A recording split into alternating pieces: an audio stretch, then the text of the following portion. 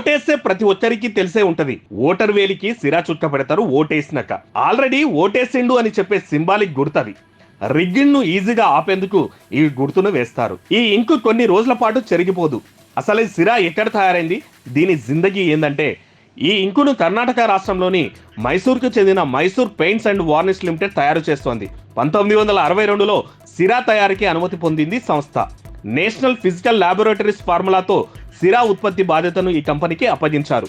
అప్పటి నుంచి ఇప్పటి వరకు దేశంలో ఎక్కడ ఎన్నికలు జరిగినా ఈ సిరానే సరఫరా చేస్తుంటారు. ఈ సిరాలో 7.25% సిల్వర్ నైట్రేట్ ఉన్నందున వేసిన వెంటనే చెరిగిపోదు. 2006 ఫిబ్రవరి 1వ తేదీ నుంచి ఓటరు ఎడమ చేతి చూపుడు వేలు గోరు పైభాగం నుంచి కింది వరకు సిరా గుర్తు వేస్తున్నారు. అంతకన్నా ముందు వరకు గోరు పైభాగం చర్మం పైనే వేసేవారు. 1950లోనే ఈ సిరా పేటెంట్ ను భారత్లోని national research and development corporation పొందింది. ఆ తర్వాత CSIR కి చెందిన నేషనల్ ఫిజికల్ లాబొరేటరీ ఈ ఇంకును అభివృద్ధి చేసింది. దీని ఉత్పత్తిని Mysore paints and varnish limited అనే కంపెనీ దక్కించుకుంది. ఈ కంపెనీని 1937లో మైసూర్ మహారాజు కృష్ణరాజ వడియార్ ఫోర్స్ స్థాపించారు.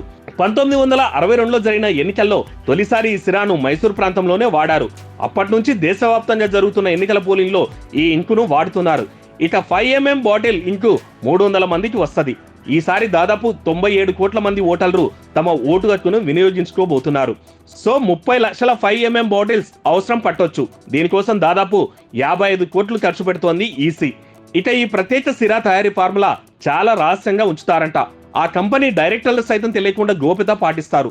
ఆ సంస్థలో పనిచేసే 2 కెమిస్టులు తప్ప ఇంకెవరికి ఈ తయారీ విధానం తెలియదంట. వాళ్ళు అందుబాటులో లేని అనివార్య పరిస్థితుల్లో నమ్మకస్తులైన తమ తర్వాత ఉద్యోగులు మాత్రమే ఈ ఫార్ములాను సదరు కెమిస్టులు బదిలీ చేస్తారని సమాచారం.